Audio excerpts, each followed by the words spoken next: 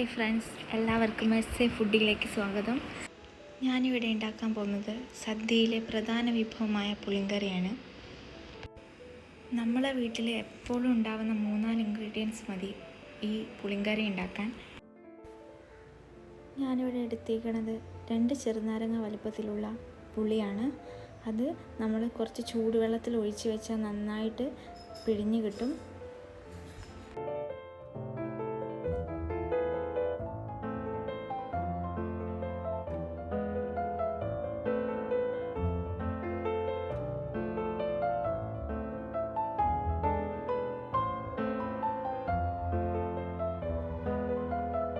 കൈകൊണ്ട് പിഴിഞ്ഞതിന് ശേഷം നമുക്കിത് ഒരു അരിപ്പ വെച്ചിട്ട് നല്ലപോലെ ഊറ്റിയെടുക്കാം.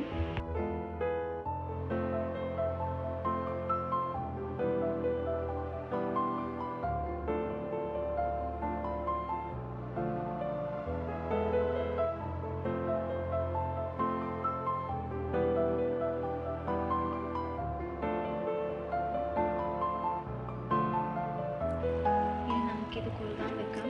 ഞാനിവിടെ ഒരു മൺചട്ടിയിൽ വിറകടുപ്പിലാണ് കുറുകാൻ വെക്കുന്നത്.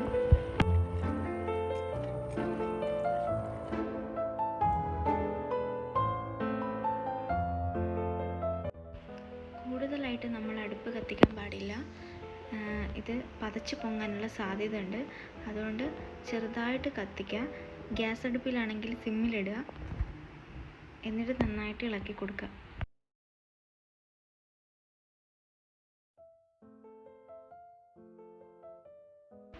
ഒന്ന് കുറുകി വരുമ്പോൾ നമുക്കതിലേക്ക് കുറച്ച് മഞ്ഞൾപ്പൊടി ചേർത്ത് കൊടുക്കാം.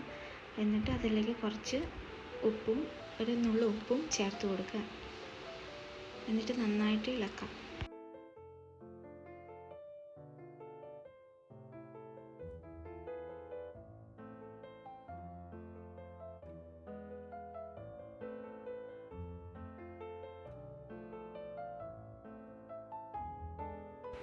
ഇപ്പോൾ നന്നായിട്ട് തിളച്ച് വരുന്നുണ്ട്.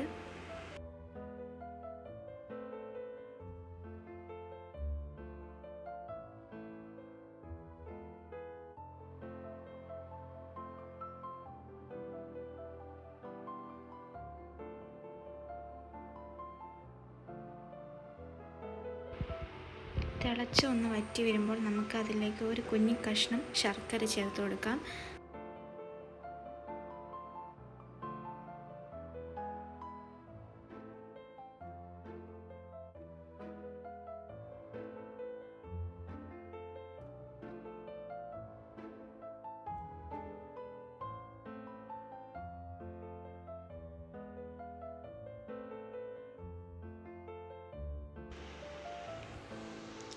ഇപ്പം നന്നായിട്ട് കുറുകി വന്നിട്ടുണ്ട്. ഈ ഒരു സ്ട്രക്ചറിലാണ് നമുക്ക് വേണ്ടത്.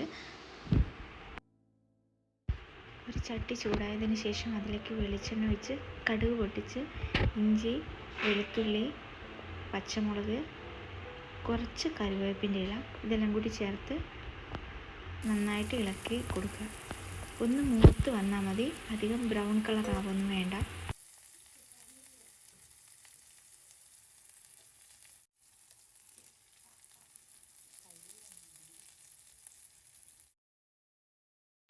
എന്നിട്ട് ഇത് നന്നായിട്ട് ഇളക്കി കൊടുക്കാം. ഒന്ന് മൂത്ത് വന്നാൽ മതി.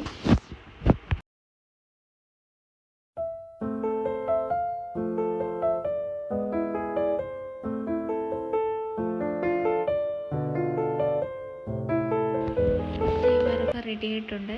ഇനി നമുക്ക് നമ്മൾ ഉണ്ടാക്കി വെച്ച പുളിങ്കറിയിലേക്ക് ഇത് ഒഴിച്ചു കൊടുക്കാം.